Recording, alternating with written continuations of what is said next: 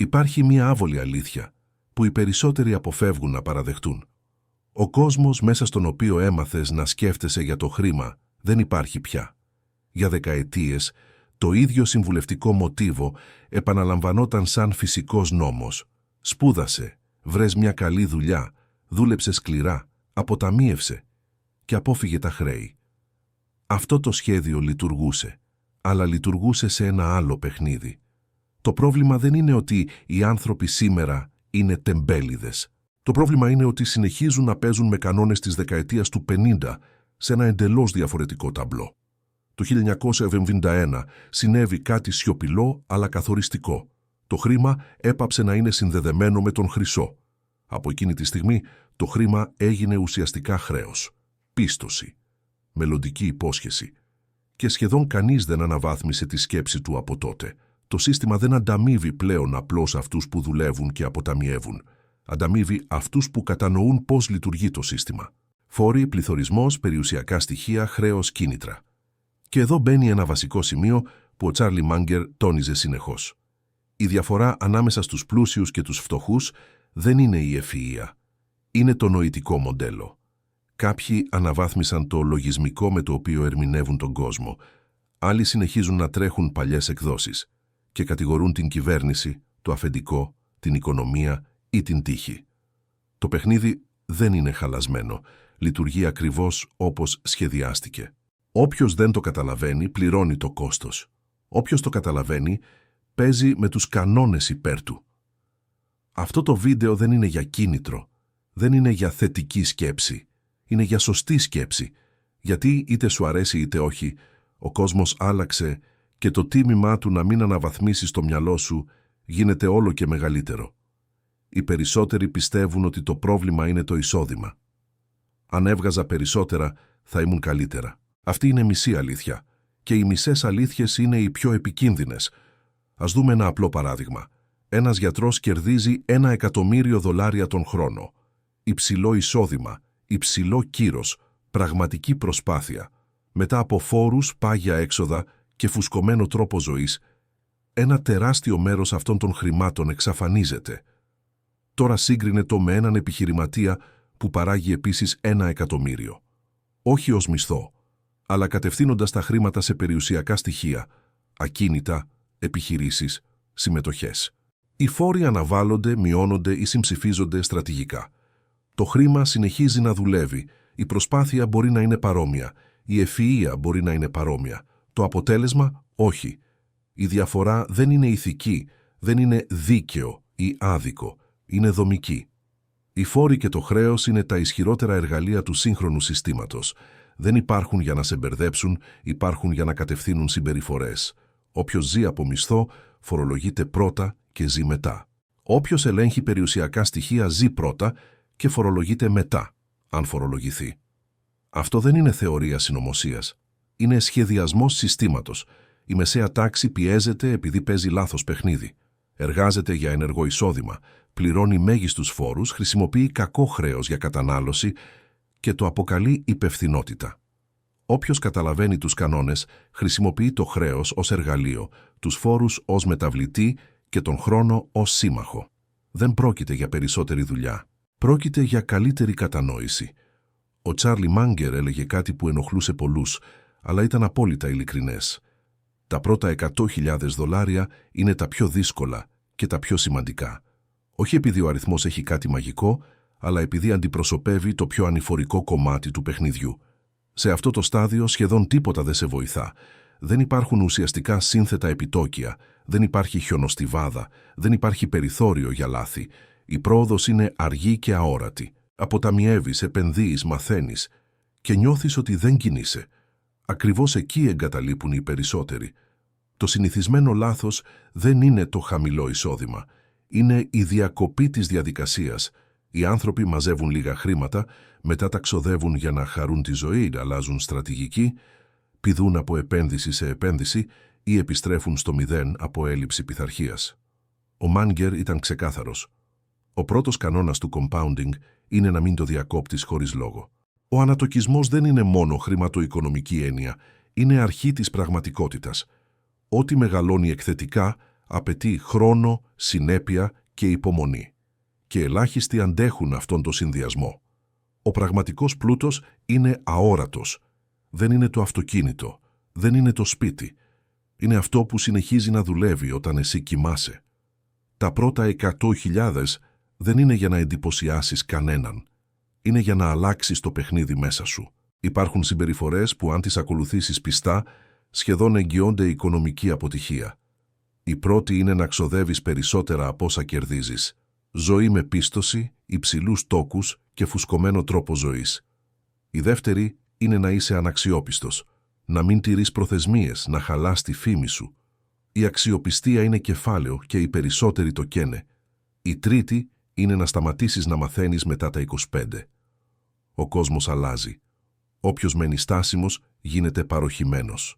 Η τέταρτη είναι να δέσεις τη ζωή σου με το λάθος άτομο.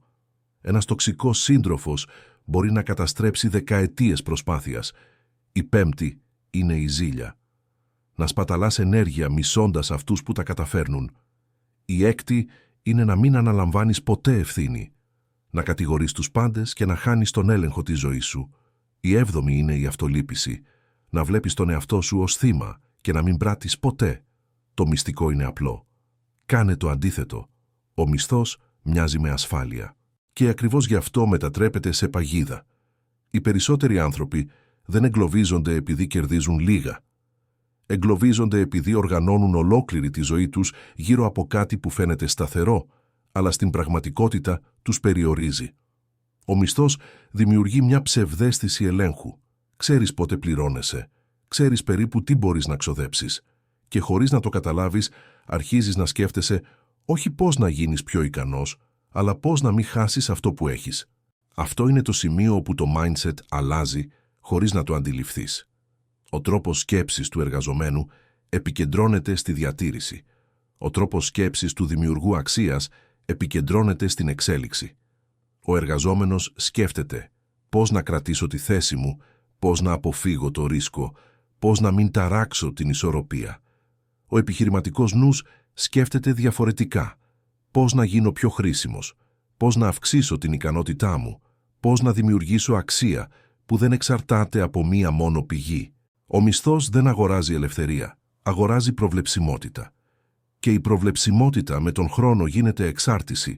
Όσο αυξάνεται ο μισθός, αυξάνονται και οι υποχρεώσεις. Σπίτι μεγαλύτερο, αυτοκίνητο ακριβότερο, τρόπος ζωής πιο βαρύς και κάπου εκεί εμφανίζονται οι λεγόμενες χρυσές χειροπέδες.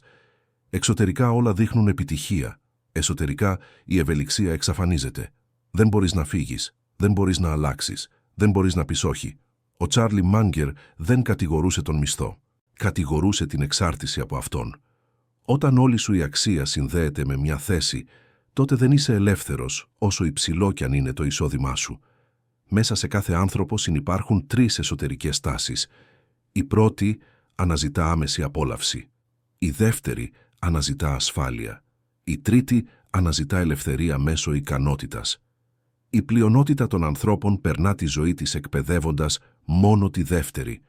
Μαθαίνουν να προστατεύονται, όχι να εξελίσσονται, να αποφεύγουν λάθη, όχι να δημιουργούν αξία. Το πρόβλημα δεν είναι ο μισθός. Το πρόβλημα είναι όταν ο μισθός γίνεται ταβάνι, όταν σταματάς να χτίζεις δεξιότητες που επιβιώνουν χωρίς αυτόν. Η πραγματική ασφάλεια δεν βρίσκεται σε ένα συμβόλαιο εργασίας. Βρίσκεται στην ικανότητα να προσαρμόζεσαι, να μαθαίνεις, να δημιουργείς αξία σε περισσότερα από ένα περιβάλλοντα. Όταν το καταλάβεις αυτό, ο μισθός πάβει να είναι στόχος. Γίνεται απλώς ένα εργαλείο. Η συμβουλή ακούγεται όμορφη, σχεδόν ποιητική, αλλά στην πράξη έχει οδηγήσει περισσότερους ανθρώπους σε απογοήτευση παρά σε επιτυχία. Το πρόβλημα με το «ακολούθησε το πάθος σου» δεν είναι η πρόθεση, είναι η απλοποίηση. Υπονοεί ότι το πάθος προηγείται της ικανότητας και ότι η πραγματικότητα οφείλει να προσαρμοστεί σε αυτό που σου αρέσει. Ο κόσμος δεν λειτουργεί έτσι. Οι περισσότεροι άνθρωποι δεν έχουν ένα έτοιμο πάθος που απλώς περιμένει να εκφραστεί. Έχουν ενδιαφέροντα ασαφή, μεταβαλλόμενα, συχνά επηρεασμένα από φαντασιώσεις. Και όταν αυτά τα ενδιαφέροντα δεν αποδίδουν χρήματα ή αναγνώριση, η απογοήτευση έρχεται γρήγορα. Ο Τσάρλι Μάνγκερ ήταν ξεκάθαρος σε αυτό το σημείο. Δεν πίστευε στην ιδέα ότι μπορείς να πετύχεις σε οτιδήποτε απλώς επειδή το θέλεις. Πίστευε στην έννοια του κύκλου ικανότητας. Ο κύκλος ικανότητας σημαίνει να γνωρίζεις με ακρίβεια τι καταλαβαίνεις βαθιά και τι απλώς νομίζεις ότι καταλαβαίνεις. Η διαφορά ανάμεσα στα δύο είναι τεράστια και συνήθως κοστίζει ακριβά. Ο Μπάφετ και ο Μάγκερ δεν επένδυαν ποτέ σε τομείς που δεν κατανοούσαν πλήρως, ακόμα κι αν αυτοί οι τομείς ήταν δημοφιλείς ή φαινομενικά προσοδοφόροι. Προτιμούσαν να χάσουν μια ευκαιρία παρά να μπουν σε κάτι που δεν μπορούσαν να εξηγήσουν απλά. Αυτό είναι το αντίθετο από το ρομαντικό αφήγημα της εποχής μας. Σήμερα λέμε στους ανθρώπους να πιστεύουν ότι μπορούν να γίνουν τα πάντα. Στην πραγματικότητα, αυτή η πεποίθηση οδηγεί σε επιφανειακή γνώση και βαθιά απογοήτευση. Η επιτυχία δεν προκύπτει από το πάθος. Το πάθος συχνά προκύπτει από την επιτυχία. Όταν αρχίζεις να γίνεσαι καλός σε κάτι, όταν βλέπεις πρόοδο, όταν κατανοείς βαθύτερα ένα πεδίο, τότε το ενδιαφέρον μετατρέπεται σε δέσμευση. Αυτός είναι ο φυσικός δρόμος. Όχι το αντίστροφο. Ένας ακόμη κίνδυνος του μύθου είναι ότι αποθαρρύνει την υπομονή. Αν δεν νιώθεις πάθος αμέσως, νομίζεις ότι βρίσκεσαι στο λάθος μονοπάτι και αλλάζεις κατεύθυνση ξανά και ξανά, χωρίς να δώσεις ποτέ χρόνο στην ικανότητα να αναπτυχθεί. Ο Μάγκερ έλεγε συχνά ότι η μεγαλύτερη προστασία από μεγάλες απώλειες είναι να αποφεύγεις περιοχές που δεν καταλαβαίνεις. Αυτό απαιτεί ταπεινότητα και η ταπεινότητα είναι σπάνια. Το σωστό ερώτημα δεν είναι τι με παθιάζει αυτή τη στιγμή, είναι σε τι μπορώ να γίνω εξαιρετικά ικανός με τον χρόνο. Όταν απαντήσεις ειλικρινά σε αυτό, το πάθος έρχεται μόνο του, όχι ως όνειρο, αλλά ως αποτέλεσμα. Οι περισσότεροι άνθρωποι πιστεύουν ότι γνωρίζουν περισσότερα από όσα πραγματικά γνωρίζουν. Αυτό δεν είναι έλλειψη νοημοσύνης, είναι ανθρώπινη φύση. Η υπερβολική αυτοπεποίθηση είναι από τις πιο ακριβές αδυναμίες που μπορεί να έχει κανείς, ιδιαίτερα στον κόσμο των χρημάτων και των αποφάσεων. Και ο Τσάρλι Μάγκερ το θεωρούσε αυτό κεντρικό πρόβλημα. Ο κύκλος ικανότητας δεν αφορά το πόσα πράγματα ξέρεις, αφορά το πόσο καλά ξέρεις λίγα πράγματα. Οι περισσότεροι επεκτείνουν τις απόψεις τους πολύ πιο γρήγορα από όσο επεκτείνουν τη γνώση τους. Διαβάζουν λίγο, ακούν μερικές γνώμες και καταλήγουν στο συμπέρασμα ότι το έχουν πιάσει. Αυτό είναι επικίνδυνο. Ο Μάγκερ έλεγε ότι δεν χρειάζεται να είσαι έξυπνος σε όλα.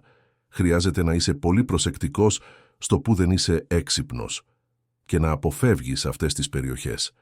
Η αληθινή μάθηση είναι αργή, συχνά βαρετή και απαιτεί επανάληψη. Δεν είναι σεμινάριο του Σαββατοκύριακου. Δεν είναι ένα βιβλίο. Είναι χρόνια συγκέντρωσης στο ίδιο αντικείμενο μέχρι να αρχίσεις να βλέπεις μοτίβα που οι άλλοι δεν βλέπουν. Αν δεν μπορείς να εξηγήσεις πώς κάτι παράγει χρήμα σε ένα παιδί 12 ετών, τότε δεν το καταλαβαίνεις αρκετά. Αυτή η απλότητα είναι σκληρή δοκιμασία. Αφαιρεί τα λόγια και αφήνει μόνο την κατανόηση.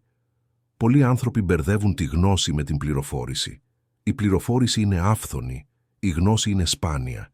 Η γνώση απαιτεί να πεις «δεν ξέρω» πολύ συχνά. Και οι περισσότεροι αποφεύγουν αυτή τη φράση. Προτιμούν να προσποιούνται σιγουριά. Ο κύκλος ικανότητας μεγαλώνει μόνο όταν υπάρχει πειθαρχία. Δεν επεκτείνεται επειδή το θέλεις. Επεκτείνεται επειδή έχεις κάνει τη δουλειά.